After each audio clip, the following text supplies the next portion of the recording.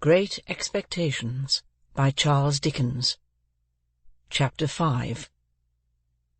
The apparition of a file of soldiers bringing down the butt-ends of their loaded muskets on our doorstep caused the dinner-party to rise from table in confusion, and caused Mrs. Joe, re-entering the kitchen empty-handed, to stop short and stare in her wondering lament of, "Gracious goodness, gracious me, what's gone with the pie?"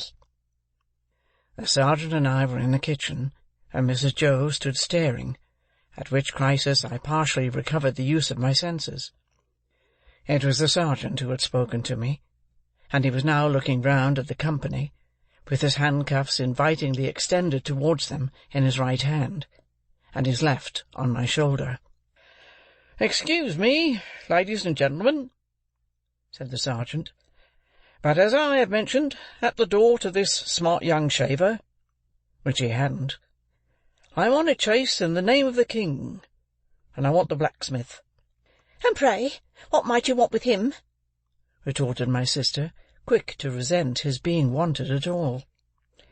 "Missus," returned the gallant sergeant, "speaking for myself, I should reply, the honour and pleasure of his fine wife's acquaintance. Speaking for the king, I answer, a little job done." This was received as rather neat in the sergeant, insomuch as Mr. Pumblechook cried audibly, "Oh, good again!" "You see, blacksmith," said the sergeant, who had by this time picked out Joe with his eye, "we have had an accident with these, and I find the lock of one of them goes wrong, and the coupling don't act pretty. As they are wanted for immediate service, will you throw your eye over them?" Joe threw his eye over them, and pronounced that the job would necessitate the lighting of his forge fire, and would take nearer 2 hours than 1. "Will it? Then will you set about it at once, blacksmith?" said the off-hand sergeant, "as it's on his Majesty's service, and if my men can beat a hand anywhere, they'll make themselves useful." With that, he called to his men, who came trooping into the kitchen one after another, and piled their arms in a corner. And then they stood about, as soldiers do, now with their hands loosely clasped before them, now resting a knee or a shoulder, now easing a belt or a pouch, now opening the door to spit stiffly over their high stocks out into the yard. All these things I saw, without then knowing that I saw them, for I was in an agony of apprehension, but beginning to perceive that the handcuffs were not for me, and that the military had so far got the better of the pie as to put it in the background, I collected a little more of my scattered wits. "Would you give me the time?" said the sergeant, addressing himself to Mr. Pumblechook, as to a man whose appreciative powers justified the inference that he was equal to the time. "It's just gone 2:30. "That's not so bad," said the sergeant, reflecting. "Even if I was forced to halt here nigh 2 hours, that'll do. How far might you call yourselves from the marshes hereabouts? Not above a mile, I reckon?" "Just a mile," said Mrs. Joe. "That'll do. We begin to close in upon 'em about dusk. A little before dusk, my orders are. That'll do." "Convicts, sergeant?" asked Mr. Wopsle, in a matter-of-course way. "Aye," returned the sergeant. "2. They're pretty well known to be out on the marshes still, and they won't try to get clear of 'em before dusk. Anybody here seen anything of any such game?" Everybody, myself excepted, said no, with confidence. Nobody thought of me. "Well," said the sergeant, "they'll find themselves trapped in a circle, I expect, sooner than they count on. Now, blacksmith, if you're ready, His Majesty the King is." Joe had got his coat and waistcoat and cravat off, and his leather apron on, and passed into the forge. One of the soldiers opened its wooden windows, another lighted the fire, Another turned to at the bellows. The rest stood round the blaze, which was soon roaring. Then Joe began to hammer and clink, and we all looked on. The interest of the impending pursuit not only absorbed the general attention, but even made my sister liberal. She drew a pitcher of beer from the cask for the soldiers, and invited the sergeant to take a glass of brandy. But Mr. Pumblechook said sharply, "Give him wine, Mum. I'll engage there's no tar in that." So the sergeant thanked him, and said that as he preferred his drink without tar, he would take wine, if it was equally convenient. When it was given him, he drank his Majesty's health and compliments of the season, and took it all at a mouthful, and smacked his lips. "Good stuff, eh, Sergeant?" said Mr. Pumblechook. "I'll tell you something," returned the sergeant. "I suspect that stuff's of your providing." Mr. Pumblechook, with a fat sort of laugh, said, "Aye, aye. Why?" "Because," returned the sergeant, clapping him on the shoulder, "you're a man that knows what's what." "Do you think so?" said Mr. Pumblechook, with his former laugh. "Have another glass." "With you, hob and nob," returned the sergeant. "The top of mine to the foot of yours, the foot of yours to the top of mine. Ring once, ring twice, the best tune on the musical glasses. Your health. May you live 1,000 years, and never be a worse judge of the right sort than you are at the present moment of your life." The sergeant tossed off his glass again, and seemed quite ready for another glass. I noticed that Mr. Pumblechook, in his hospitality, appeared to forget that he had made a present of the wine, but took the bottle from Mrs. Joe, and had all the credit of handing it about in a gush of joviality. Even I got some, and he was so very free of the wine that he even called for the other bottle, and handed that about with the same liberality when the first was gone. As I watched them, while they all stood clustering about the forge, enjoying themselves so much, I thought what terrible good sauce for a dinner my fugitive friend on the marshes was. They had not enjoyed themselves a quarter so much before the entertainment was brightened with the excitement he furnished, and now, when they were all in lively anticipation of the 2 villains being taken, and when the bellows seemed to roar for the fugitives, the fire to flare for them, the smoke to hurry away in pursuit of them, Joe to hammer and clink for them, and all the murky shadows on the wall to shake at them in menace, as the blaze rose and sank, and the red-hot sparks dropped and died, the pale afternoon outside almost seemed in my pitying young fancy to have turned pale on their account.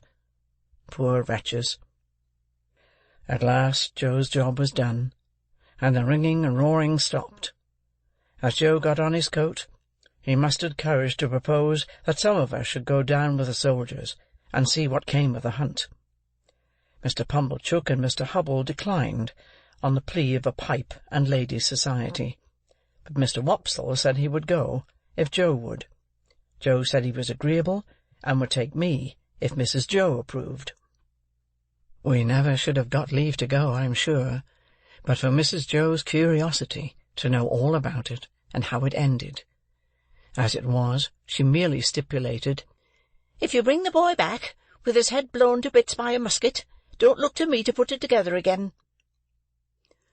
The sergeant took a polite leave of the ladies, and parted from Mr. Pumblechook as from a comrade, though I doubt if he were quite as fully sensible of that gentleman's merits under arid conditions as when something moist was going. His men resumed their muskets and fell in. Mr. Wopsle, Joe, and I received strict charge to keep in the rear, and to speak no word after we reached the marshes. When we were all out in the raw air, and were steadily moving towards our business, I treasonably whispered to Joe, "I hope, Joe, we shan't find them." And Joe whispered to me, I'd give a shilling if they had cut and run, Pip." We were joined by no stragglers from the village, for the weather was cold and threatening, the way dreary, the footing bad, darkness coming on, and the people had good fires indoors, and were keeping the day. A few faces hurried to glowing windows, and looked after us, but none came out. We passed the finger-post, and held straight on to the churchyard. There we were stopped a few minutes by a signal from the sergeant's hand, while 2 or 3 of his men dispersed themselves among the graves, and also examined the porch. They came in again without finding anything, and then we struck out on the open marshes, through the gate at the side of the churchyard. A bitter sleet came rattling against us here on the east wind, and Joe took me on his back. Now that we were out upon the dismal wilderness, where they little thought I had been within 8 or 9 hours, and had seen both men hiding, I considered for the first time, with great dread, if we should come upon them, would my particular convict suppose that it was I who had brought the soldiers there? He had asked me if I was a deceiving imp, and he had said I should be a fierce young hound if I joined the hunt against him. Would he believe that I was both imp and hound in treacherous earnest, and had betrayed him? It was of no use asking myself this question now. There I was, on Joe's back, and there was Joe beneath me, charging at the ditches like a hunter, and stimulating Mr. Wopsle not to tumble on his Roman nose, and to keep up with us. The soldiers were in front of us, extending into a pretty wide line, with an interval between man and man. We were taking the course I had begun with, and from which I had diverged in the mist. Either the mist was not out again yet, or the wind had dispelled it. Under the low red glare of sunset, the beacon and the gibbet and the mound of the battery and the opposite shore of the river were plain, though all of a watery lead colour. With my heart thumping like a blacksmith at Joe's broad shoulder, I looked all about for any sign of the convicts. I could see none. I could hear none. Mr. Wopsle had greatly alarmed me more than once by his blowing and hard breathing, but I knew the sounds by this time, and could dissociate them from the object of pursuit. I got a dreadful start when I thought I heard the file still going, but it was only a sheep bell. The sheep stopped in their eating and looked timidly at us, and the cattle, their heads turned from the wind and sleet, stared angrily, as if they held us responsible for both annoyances. But except these things, and the shudder of the dying day in every blade of grass, there was no break in the bleak stillness of the marshes. The soldiers were moving on in the direction of the old battery, and we were moving on a little way behind them, when all of a sudden we all stopped. For there had reached us on the wings of the wind and rain a long shout.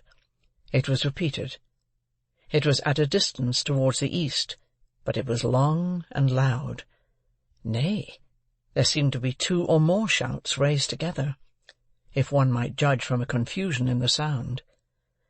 To this effect the sergeant and the nearest men were speaking under their breath, when Joe and I came up.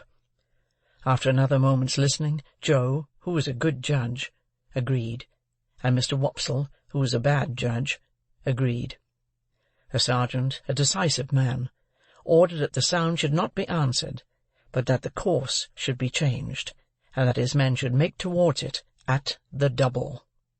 So we slanted to the right, where the east was, and Joe pounded away so wonderfully that I had to hold on tight to keep my seat. It was a run indeed now, and what Joe called, in the only 2 words he spoke all the time, a winder. Down banks and up banks, and over gates, and splashing into dikes, and breaking among coarse rushes, no man cared where he went. As we came nearer to the shouting, it became more and more apparent that it was made by more than one voice. Sometimes it seemed to stop altogether, and then the soldiers stopped. When it broke out again, the soldiers made for it at a greater rate than ever, and we after them.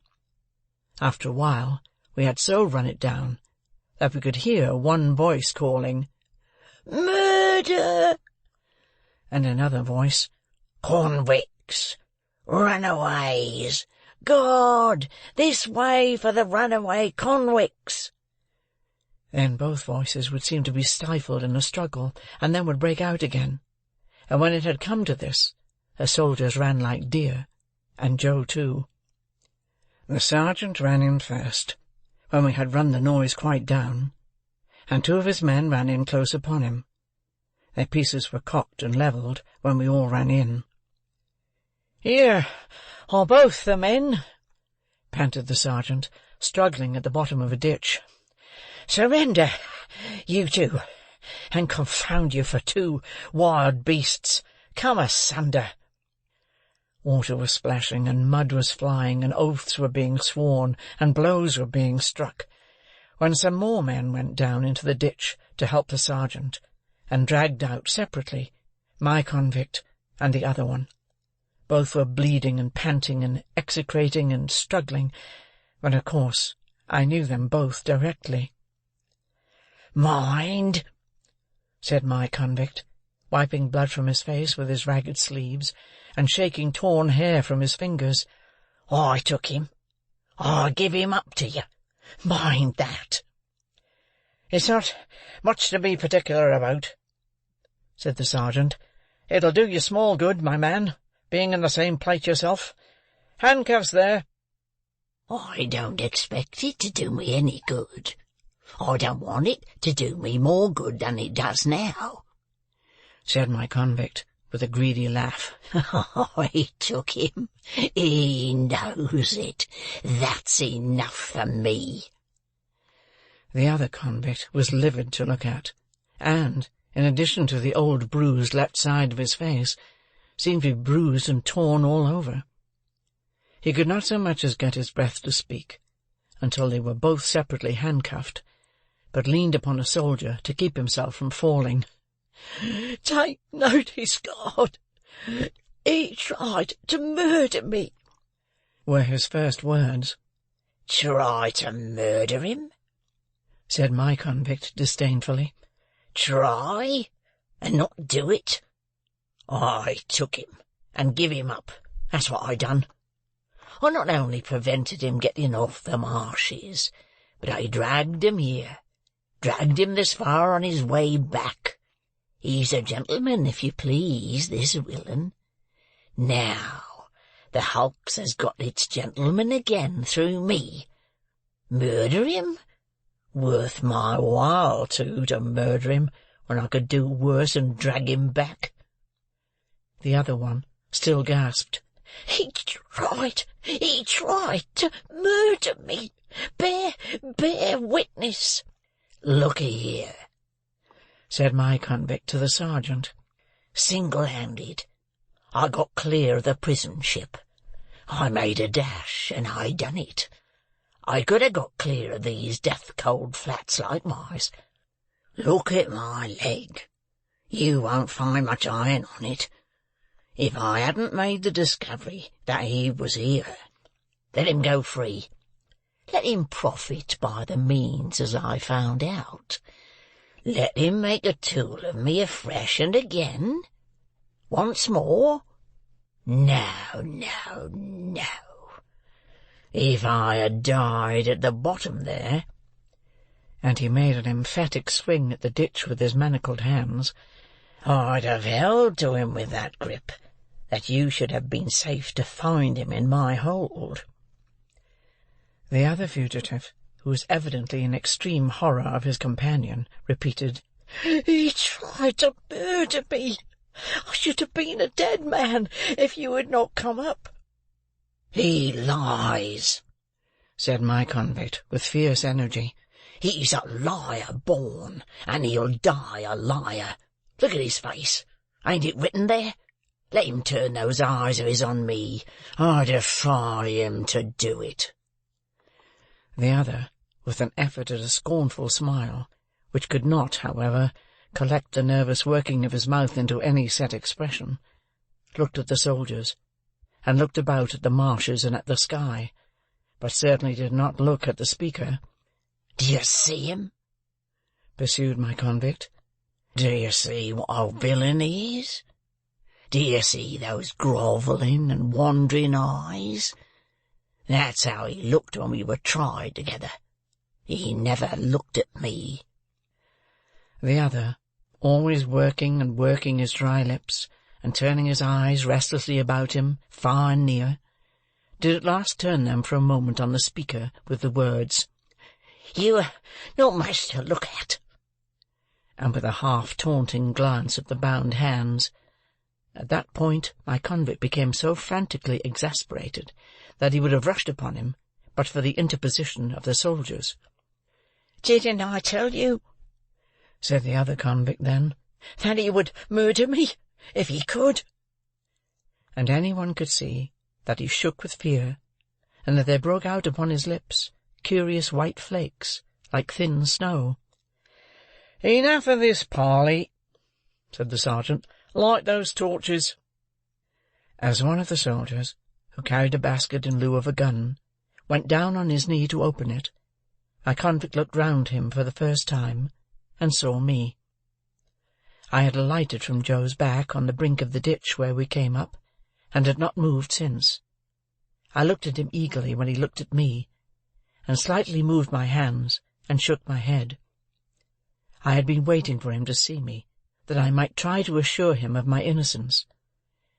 It was not at all expressed to me that he even comprehended my intention, for he gave me a look that I did not understand, and it all passed in a moment. But if he had looked at me for an hour or for a day, I could not have remembered his face ever afterwards as having been more attentive. The soldier with the basket soon got a light, and lighted 3 or 4 torches, and took one himself and distributed the others. It had been almost dark before, but now it seemed quite dark, and soon afterwards very dark. Before we departed from that spot, 4 soldiers, standing in a ring, fired twice into the air. Presently we saw other torches kindled at some distance behind us, and others on the marshes on the opposite bank of the river. "All right," said the sergeant. "March!" We had not gone far, when 3 cannon were fired ahead of us, with a sound that seemed to burst something inside my ear. "You are expected on board," said the sergeant to my convict. "They know you are coming. Don't straggle, my man. Close up here." The 2 were kept apart, and each walked, surrounded by a separate guard. I had hold of Joe's hand now, and Joe carried one of the torches. Mr. Wopsle had been for going back, but Joe was resolved to see it out, so he went on with the party.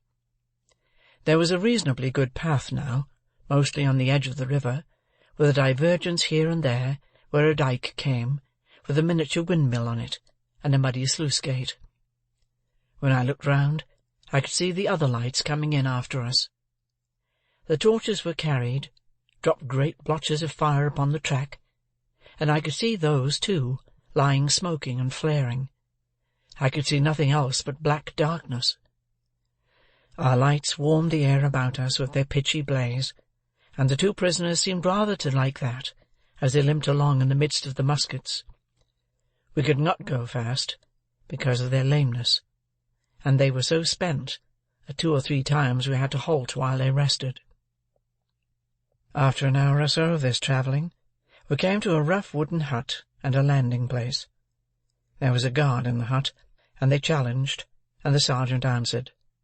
Then we went into the hut, where there was a smell of tobacco and whitewash, and a bright fire, and a lamp, and a stand of muskets, and a drum, and a low wooden bedstead, like an overgrown mangle without the machinery, capable of holding about a dozen soldiers all at once.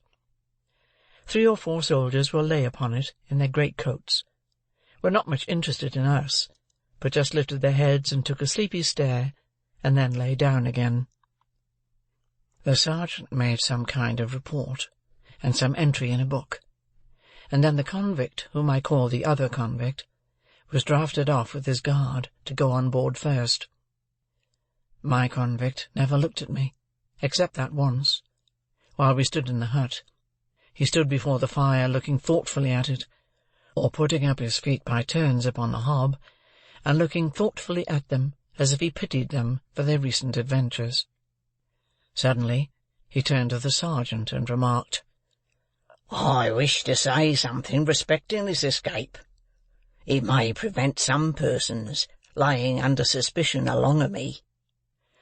"You can say what you like," returned the sergeant, standing coolly looking at him with his arms folded, "but you have no call to say it here. You'll have opportunity enough to say about it, and hear about it, before it's done with, you know." "I know, but this is another point, a separate matter. A man can't starve, at least I can't. I took some victuals up at the village over yonder, where the church stands, a'most out on the marshes." "You mean stole?" said the sergeant. "And I'll tell you where from. From the blacksmith's." "Hello," said the sergeant, staring at Joe. "Hello, Pip," said Joe, staring at me. "It was some broken victuals, that's what it was, and a dram of liquor, and a pie." "Have you happened to miss such an article as a pie, blacksmith?" asked the sergeant confidentially. "My wife did, at the very moment when you came in. Don't you know, Pip?"